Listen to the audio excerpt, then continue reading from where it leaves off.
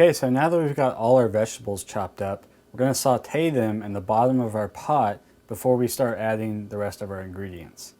So here, I've got all our vegetables chopped up, and we have most of a medium onion on like a rough dice, and then a whole green bell pepper, a jalapeno pepper, a yellow wax pepper, and half of a poblano pepper.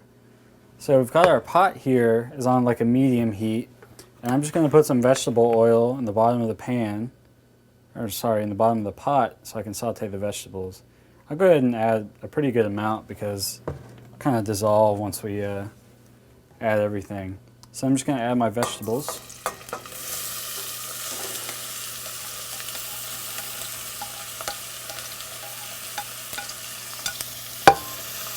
I just want to stir those up. And this process lasts about like 5 minutes. Just kind of want the onions to start turning a little bit translucent. And already you got a really great smell just from these vegetables.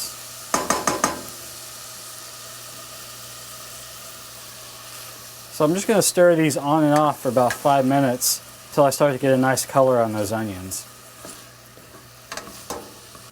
So our vegetables are about halfway done sauteing. I'm going to put in a little bit of seasoning. Got some chili powder. I'll probably add a little bit later too, but I'll just put some in there.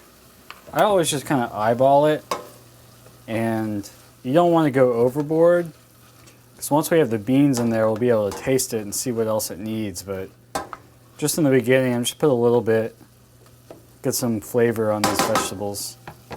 I'm also just going to put in some generic taco seasoning, which is basically comino and a couple of other spices. It's pretty good. One last thing, just a little bit of garlic powder.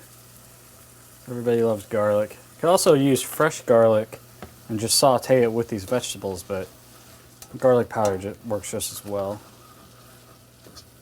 So I'm going to let these go for just a few more minutes, and then we'll be ready to add the beans.